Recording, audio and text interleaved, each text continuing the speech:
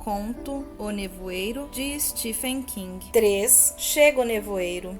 Conseguimos chegar até as frutas e vegetais como salmões, abrindo caminho corrente acima. Vi alguns rostos familiares. Mike Hetlen, um dos nossos conselheiros municipais, e a senhora Hepler, da escola primária. Ela que aterrorizara gerações de crianças do 3º grau, no momento escarnecia dos cantalupos. A senhora Truman, que às vezes tomava conta de Billy, quando eu e Steph saíamos. Porém, a maioria se compunha de veranistas comprando artigos que dispensavam cozimento e brincando entre si sobre aquela vida dura. Os frios sortidos haviam desaparecido tão completamente como as novelas de 10 centavos nos bazares de caridade. Nada sobrara, exceto algumas embalagens de salsichão, de massa de macarrão e uma solitária fálica linguiça. Apanhei os tomates pepinos e um pote de maionese. Ela também queria bacon, mas todo o bacon já se fora. Levei algumas embalagens de salsichão como substituto, embora jamais houvesse conseguido comer aquilo com o menor entusiasmo legítimo, desde que a FDA, a Administração de Alimentos e Medicamentos, informara que cada embalagem continha uma pequena dose de sujeira de insetos, um pequeno extra por seu dinheiro. Veja, disse Billy, ao contornarmos a esquina para o quarto corredor. Homens do exército eram 2, seus uniformes pardacentos contrastando com o fundo muito mais vivo das roupas de verão e esportivas. Estávamos acostumados a ver raramente o pessoal do exército ligado ao projeto Ponta de Flecha, e somente a 40 ou mais quilômetros de distância. Aqueles 2 mal pareciam com idade suficiente para fazer a barba. Tornei a olhar para a lista de Steph e vi que tínhamos tudo no carrinho. Não, quase tudo. No fim da lista, como uma ideia de última hora, ela rabiscara: garrafa de Lancers? Aquilo soava bom para mim. Uns 2 copos de vinho aquela noite, depois de Billy ir para a cama, e depois talvez um longo e lento período fazendo amor antes de dormirmos. Larguei o carrinho e abri caminho até o vinho. Apanhei uma garrafa e, quando voltava, passando diante das grandes portas duplas que conduziam à área de estocagem, ouvi o firme rugido de um gerador de bom tamanho. Decidi que provavelmente seria grande o bastante para manter as embalagens frias, mas não o suficiente para fazer funcionar as portas, caixas registradoras e o equipamento elétrico restante. Parecia o barulho de uma motocicleta atrás daquelas portas. Norton apareceu justamente quando entramos na fila, equilibrando 2 embalagens de 6 sheets light, um pão e a linguiça que eu localizara minutos antes. Entrou na fila comigo e Billy. Estava muito quente no supermercado, com o ar-condicionado fora de funcionamento, e perguntei-me por que nenhum dos rapazes que embalavam as compras pelo menos não escancarara as portas. Eu tinha visto Bud Eagleton 2 corredores atrás, com o seu avental vermelho, sem fazer nada além de empilhar artigos. O gerador rugiu monotonamente.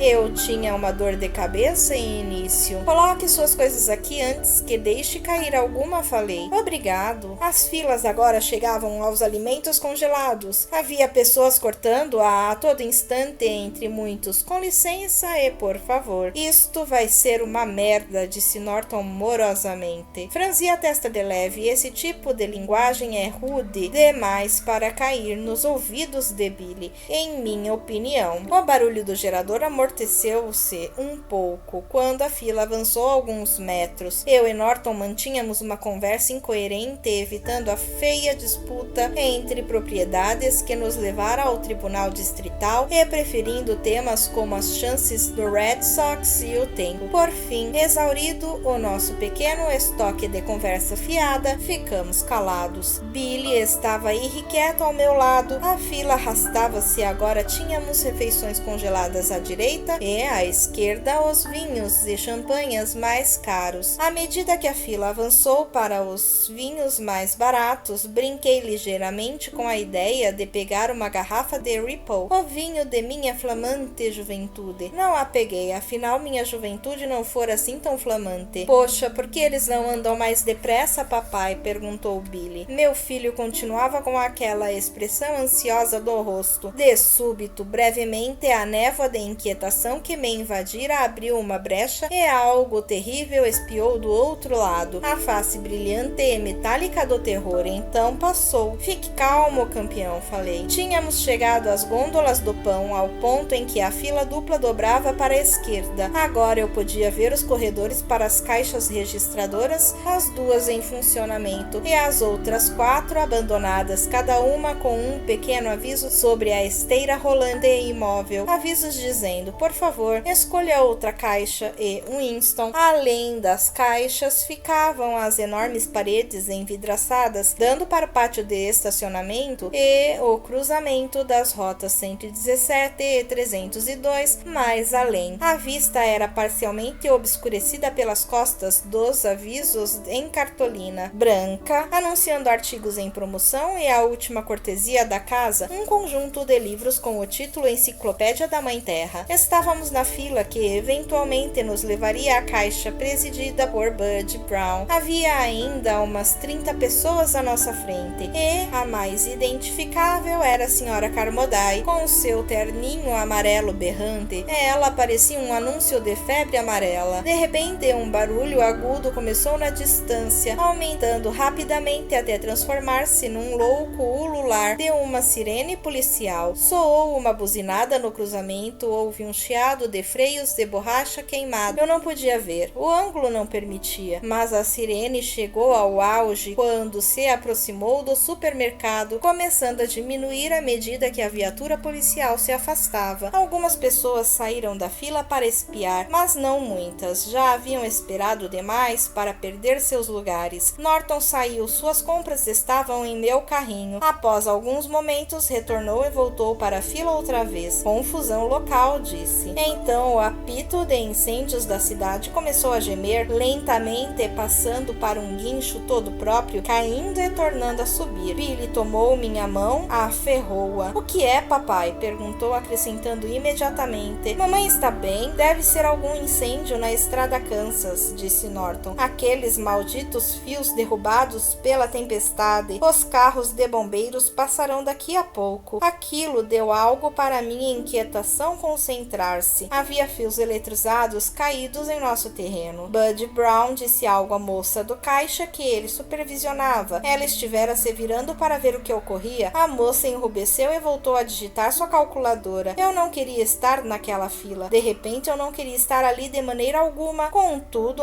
ela recomeçava a mover-se e parecia tolice deixá-la agora. Passamos juntos aos mostruários de cigarros. Alguém passou pela porta. Entre um adolescente. Achei que era o rapazola que quase havíamos atingido. O da Yamaha sem capacete. O nevoeiro! Gritou ele. Vocês deviam ver o nevoeiro! Está vindo pela estrada Kansas! As pessoas se viraram para fitá-lo. Ele ofegava como se houvesse corrido uma longa distância. Ninguém disse nada. Bem, vocês deveriam ver, repetiu ele, agora soando defensivo. Algumas pessoas olharam para ele, outras moveram os pés, mas ninguém queria perder o lugar na fila. Aquelas que ainda não estavam em fila abandonaram seus carrinhos e passaram pelos corredores vazios das caixas desativadas para ver se descobriam sobre o que ele falava. Um sujeito grandalhão com um chapéu de verão exibindo uma faixa estampada, do tipo que a gente raramente vê, exceto em comerciais de cerveja, tendo churrascos ao fundo para compor o cenário. Escancarou a porta, saída, e várias pessoas, 10, talvez uma dúzia, saíram com ele. O rapazinho os acompanhou. Não deixem todo o ar-condicionado escapar, disse um dos garotos do exército com típica voz de falsete. Houve algumas risadinhas. Eu não ri, tinha visto o nevoeiro cruzando o lago. Por que não vai dar uma espiada, Billy? Sugeriu Norton. Não, falei de imediato, sem qualquer razão concreta. A fila tornou a avançar. As pessoas espichavam o pescoço querendo ver o nevoeiro que o rapazinho mencionara. Porém, nada havia à vista, exceto o céu azul vivo. Ouvi alguém dizer que ele devia estar estar brincando. Alguém mais respondeu que tinha visto uma linha esquisita de nevoeiro sobre Long Lake, cerca de 1 hora atrás. O primeiro apito ululou e gritou: "Não gostei daquilo." Dava a sensação de um dia do juízo em grande escala, soando daquela maneira. Mais pessoas saíram. Algumas chegaram a abandonar seu lugar na fila, o que acelerou um pouco nosso avanço. Então, o escanecido velho John Lithrovin, que trabalha como mecânico no posto Texaco, entrou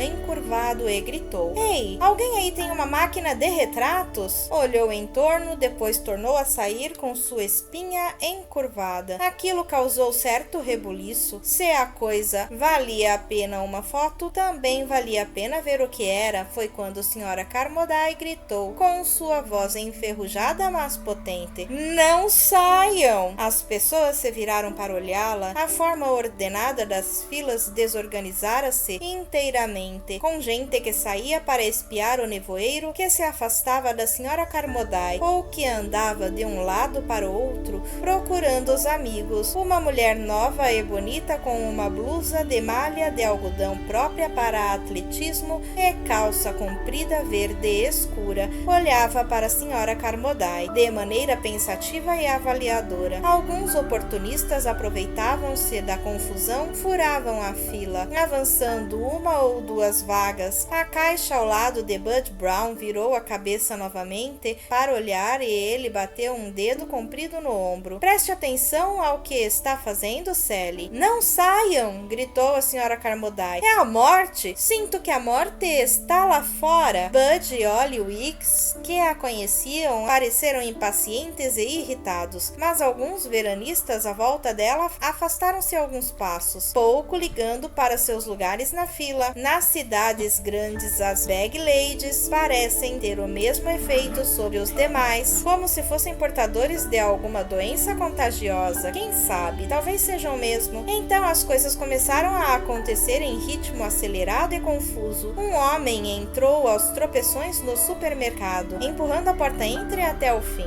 Seu nariz sangrava. "Há alguma coisa naquele nevoeiro!" gritou. Billy encolheu-se contra mim. Fosse por causa do nariz sangrento do homem ou pelo que ele dizia, eu não sei. "Há alguma coisa naquele nevoeiro!" repetiu ele. "Alguma coisa no nevoeiro agarrou John Lee. Alguma coisa!" Ele tropeçou de costas em uma amostra de adubo para jardim amontoada junto às vidraças e sentou-se ali. Alguma coisa no nevoeiro pegou John Lee e eu o ouvi gritando. A situação mudou, já nervosas pela tempestade e pela sirene policial e o apito de incêndios, pelo sutil deslocamento de que qualquer interrupção da força elétrica provoca na psique americana e pelo ambiente de cada vez maior inquietude quando as coisas de algum modo, alguma forma se transformam. Não sei como expressá-lo melhor do que isto. As pessoas começaram a mover-se como um todo. Não saíram correndo. Se eu dissesse isso, estaria dando uma impressão absolutamente errônea. Não foi exatamente um pânico. Elas não correram, ou pelo menos a maioria não correu. Andaram. Algumas chegaram às enormes paredes envidraçadas no ponto mais afastado das caixas e olharam para fora. Outras saíram pela porta entre, algumas ainda carregando os artigos escolhidos para a compra. Inquieto e diligente, Bud Brown começou a gritar: "Ei, vocês ainda não pagaram? Ei, você, volte aqui com esses pães para cachorro quente." Alguém riu dele, um som louco e guinchado que provocou os sorrisos dos demais. Contudo, mesmo enquanto sorriam, aquelas pessoas estavam perplexas, confusas e nervosas. Então alguém mais deu uma risada e Brown ficou vermelho. Arrancou uma caixa de cogumelos de uma senhora que passava a seu lado para espiar na vidraça. Os segmentos de vidro estavam agora tomados por filas de pessoas. Eram como aquelas que vemos espiando através de furos nos tapumes dos locais em construção. E a mulher gritou: "Devolva meus cogumelinhos!" O bizarro termo afetivo fez com que 2 homens nas proximidades estourassem em louco acesso de risos. E agora havia em tudo aquilo algo do velho manicômio inglês. A senhora Carmody trovejou novamente para que ninguém saísse. O apito de incêndio ululou ofegante, como uma velha que houvesse levado um susto, com um gatuno dentro de casa. Billy Billy prorrompeu em pranto. O que é aquele homem cheio de sangue, papai? O que é? Está tudo bem, grande Bill. É só o nariz dele, ele está bem. O que ele quis dizer com alguma coisa no nevoeiro? Perguntou Norton. Vi que ele franzia a testa inteiramente, sem dúvida, a sua maneira de parecer confuso. Estou com medo, papai, disse Billy através de lágrimas. Será que a gente não podia ir para casa? Alguém passou ao meu lado, dando-me um encontrão que me fez perder ligeiramente o equilíbrio. Tomei Billy nos braços, eu também estava ficando assustado, a confusão aumentava. Sally, a caixa supervisionada por Bud Brown, começou a afastar-se, mas ele a agarrou pela gola de sua bata vermelha e a trouxe de volta. O tecido rasgou-se. Sally avançou para ele, pronta a desferir-lhe uma bofetada, o rosto contorcido de fúria. Tira essas mãos sujas de cima de mim, gritou ela. Oh, calha a boca, sua cretina, exclamou Brown, parecendo absolutamente espantado. Tornou a estender a mão para agarrá-la, mas Ollie Wicks disse com rispidez. Bud, esfria, cara! Alguém mais gritou.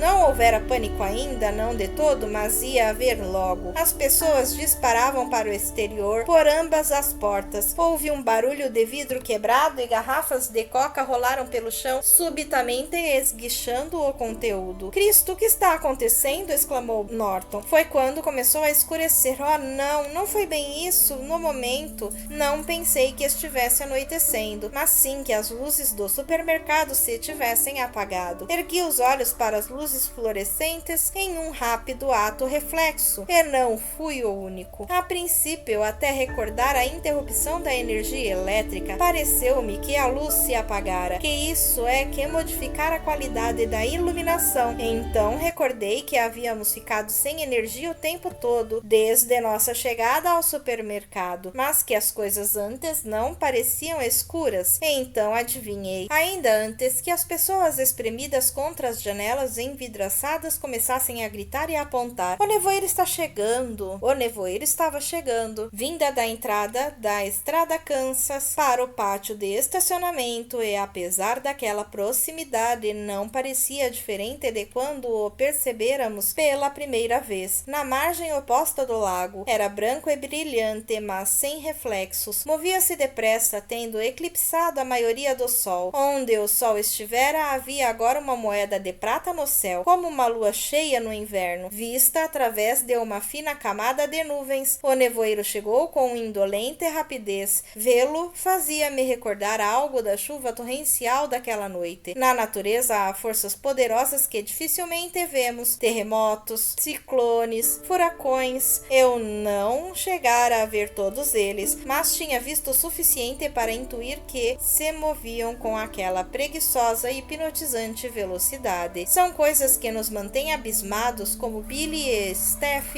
haviam estado diante da janela panorâmica a última noite. Ele rolava imparcialmente pela estrada negra de 2 pistas, apagando-a de vista. A residência dos McKeown, belamente restaurada em colonial holandês, foi engolida por inteiro durante um momento, segundo o pavimento do arruinado prédio de apartamentos ao lado. Conseguiu destacar-se naquela brancura, porém desapareceu também. O aviso mantenha à direita nos pontos da entrada e saída do pátio de estacionamento do Federal sumiu de vista, enquanto as letras negras pareciam flutuar por um instante no limbo, depois que o fundo branco sujo do cartão desapareceu. Em seguida, foi a vez de os carros no pátio de estacionamento começaram também a esfumar-se. Cristo, o que está acontecendo? Repetiu Norton nervoso. O nevoeiro chegou, comendo o céu azul e a recente pintura negra do piso do estacionamento. Mesmo estando a 6 metros de distância, a linha de demarcação era absolutamente nítida. Fiquei com a idiota sensação de estar assistindo a uma peça extraordinariamente boa de efeitos visuais, algo fantasiado por Willis O'Brien ou Douglas Trumbull. Aconteceu depressa demais. O céu azul pareceu ter sido abocanhado, transformando-se em faixas, depois em um fino risco de lápis. Então desapareceu de todo. O branco opaco pressionou-se contra o vidro da enorme vitrine. enorme. O máximo que eu conseguia ver era até o barril para os papéis usados. Talvez a 1,5 metros de distância, porém não muito mais além. O único que distinguia era o para-choque dianteiro do meu Scout.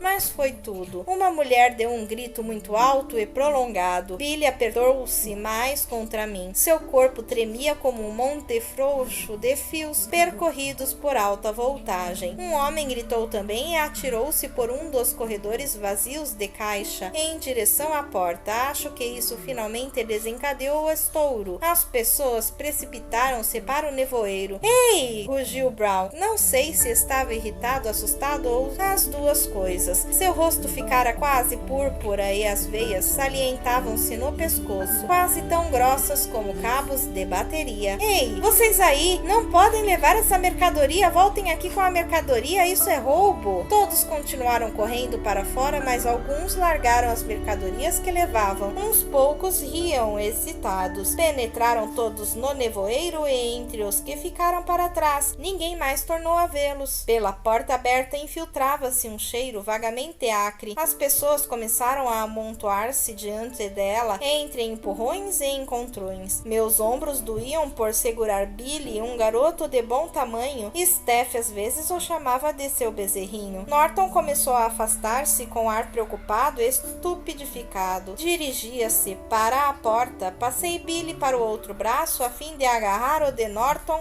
antes que ele me fugisse do alcance. Nada disso, cara, não deve ir, falei. Ele se virou para mim. O quê? É melhor esperar para ver. Ver o quê? Sei lá, respondi. Não está pensando que um guincho saído do nevoeiro interrompeu. Norton calou a boca. O apertado amontoado junto à porta saída afrouxou-se. O burburinho de excitadas conversas, gritos e chamados amainou. O rosto das pessoas junto à porta pareceu subitamente achatado e pálido, bidimensional. O guincho estendeu-se prolongadamente, competindo com o apito de incêndio. Parecia impossível que qualquer par de pulmões humanos contivesse ar suficiente para aguentar semelhante uivo. Oh, meu Deus, murmurou Norton, passando as mãos através do cabelo. O guincho terminou subitamente, não foi diminuindo, estancou de repente. Um outro homem saiu, um sujeito corpulento em calças de trabalho de brim, creio que pretendia resgatar quem guinchara. Por um momento ele surgiu lá fora, visível através do vidro e do nevoeiro, como uma figura discernida através do leite em um copo. Então, e que me conste, fui o único a ver. Algo além dele pareceu mover-se, uma sombra cinzenta em toda aquela brancura. Tive a impressão de que, ao invés de penetrar no nevoeiro, o homem das calças de brim foi puxado para seu interior, as mãos debatendo-se no alto como que surpreso. Por um instante houve silêncio total no supermercado. Uma constelação de luas brilhou subitamente no exterior. As luzes de sódio do pátio de estacionamento, sem dúvida, supridas por cabos elétricos subterrâneos, tinham sido acesas naquele momento. Não vá lá fora, disse a senhora Carmody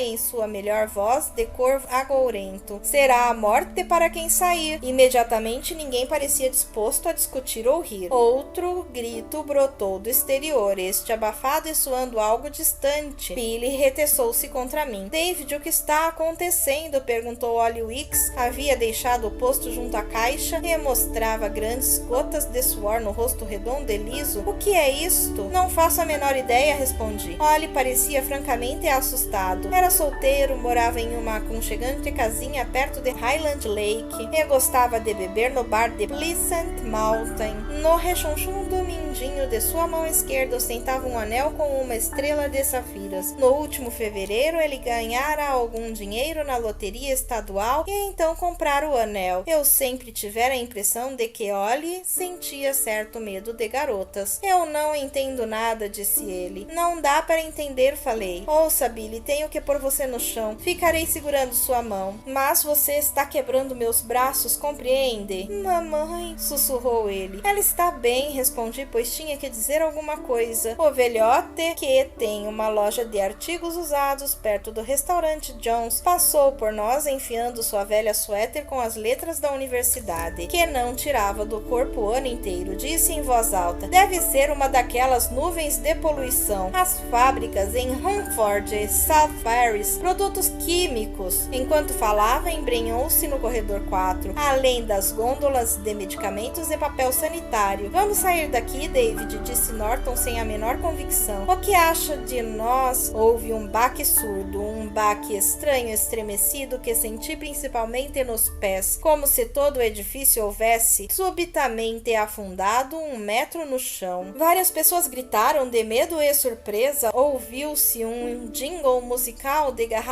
caindo das prateleiras e estilhaçando-se no piso ladrilhado. Um pedaço de vidro em forma de cunha caiu de um dos segmentos da ampla vitrine frontal e vi as molduras de madeira sacudindo as pesadas seções envidraçadas, que saltaram e racharam em alguns pontos. O apito de incêndio cessou abruptamente. O silêncio que se seguiu foi a quietude expectante de gente esperando algo mais, qualquer outra coisa. Eu estava chocado e entorpecido. Minha mente executou uma estranha conexão cruzada com o passado. Recuou até quando Bridgeton era pouco mais do que um cruzamento de estradas, e meu pai me levava com ele enquanto conversava junto ao balcão, e eu espiava através do vidro para os doces de 1 penny e a goma de mascar a 2 centavos. Era o de gelo de janeiro. Não havia outro som além da água derretida que pingava, caindo das calhas de estanho galvanizado nas barricas para águas pluviais, a cada lado da loja. Eu olhando para os pés de moleque, botões e cataventos, os místicos globos amarelos de luz no alto, mostrando projetadas sombras monstruosas do batalhão de moscas mortas no último verão. Um garotinho chamado David Drayton e seu pai, o famoso artista Andrew Drayton, cuja pintura Christine Solitária estava na Casa Branca. Um garotinho chamado David Drayton olhando para os doces e cartões de goma de mascar. Davy Crockett, sentindo uma vaga vontade de urinar, e lá fora pressionante o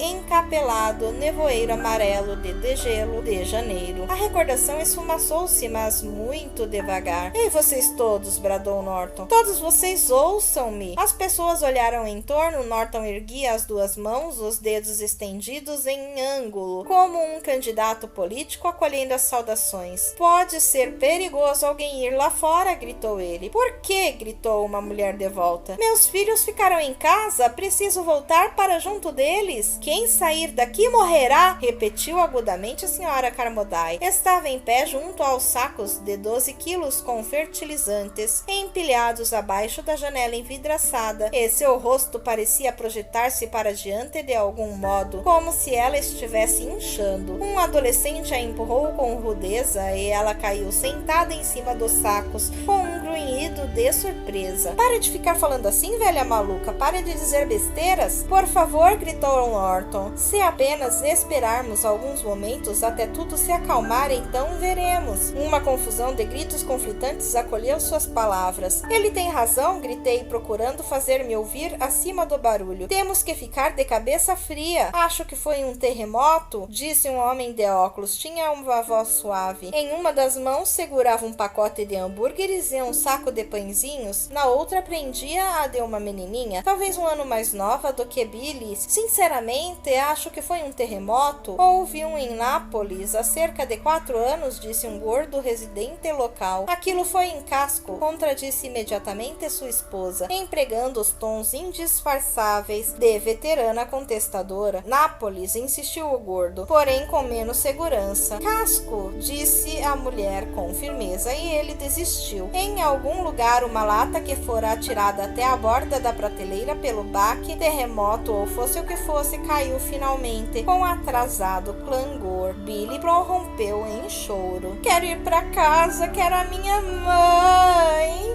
Não pode fazer esse garoto se calar? Perguntou Bud Brown, com os olhos indo rapidamente, mas sem destino, de um lado para outro. Quer que lhe dê um tiro nos dentes? Boca de matraca, falei. Vamos, Dave. Isso não resolve nada, disse Norton aturdido. Sinto muito, falou a mulher que gritara antes. Sinto muito, mas não posso ficar aqui. Preciso ir para casa e ver meus filhos. Olhou em torno para nós, uma mulher loura, de rosto bonito e fatigado. Wanda ficou cuidando do pequeno Victor, compreendam. Ela só tem 8 anos e às vezes esquece. Esquece que deveria, bem, tomar conta deles, sabem como é. E o pequeno Victor, ele gosta de ligar os bicos de gás do fogão para ver aparecer a luzinha vermelha. Ele gosta daquela luzinha e às vezes puxa as tomadas da parede. O pequeno Victor faz isso e Wanda fica entediada de cuidar dele. Após algum tempo, ela só tem 8 anos. A mulher interrompeu-se e ficou olhando para nós. Imagino que lhe tenhamos parecido apenas um bando de olhos impiedosos, não seres humanos em absoluto, apenas olhos. Será que ninguém vai me ajudar? Gritou ela. Seus lábios começaram a tremer. Ninguém aqui? Ninguém leva uma senhora em casa? Não houve resposta. As pessoas arrastaram os pés. Ela olhou rosto por rosto com suas feições compungidas. O gordo residente local ensaiou um meio passo à frente, mas a esposa o puxou de volta com um gesto rápido, a mão se fechando no punho dele como uma algema. Você? Perguntou a loura a Ollie. Ele abanou a cabeça. E você? Ela se virou para Bud. Ele pousou a mão na calculadora Texas Instruments sobre o balcão e nada disse. Você? Perguntou ela a Norton. Norton começou a dizer algo em sua voz pomposa de advogado, algo sobre ninguém ser louco para sair dali, e ela então o ignorou, permitindo que ele se afastasse. Você? Perguntou a mim. Tornei a colocar o Billy no colo e eu mantive nos braços como um escudo a proteger-me daquela terrível face descomposta. Espero que todos vocês apodreçam no inferno, disse ela. Não gritou, sua voz estava apática pelo cansaço. Caminhou para a porta-saída e a empurrou, usando as duas mãos. Eu quis dizer-lhe algo, chamá-la de volta, mas tinha a boca demasiado seca. Ei, dona, escute! Começou o adolescente que gritara para a senhora Carmody. Ele lhe segurou o braço, a mulher loura baixou os olhos para aquela mão que a prendia e o rapazinho soltou, envergonhado. Ela deslizou para dentro do nevoeiro. Nós a vimos ir e ninguém disse nada. Vimos o nevoeiro abraçá-la, tornara insubstancial, não mais um ser humano, porém o desenho, a tinta de um ser humano, feito no papel mais branco do mundo, e ninguém disse nada. Por um momento foi como as letras do aviso mantenha à direita, que tinha parecido flutuar do nada. Seus braços, pernas e o pálido cabelo louro desapareceram, permanecendo apenas os enevoados remanescentes de seu vestido vermelho de verão, como se dançassem em um limbo alvacento. Então o vestido também desapareceu e ninguém disse nada.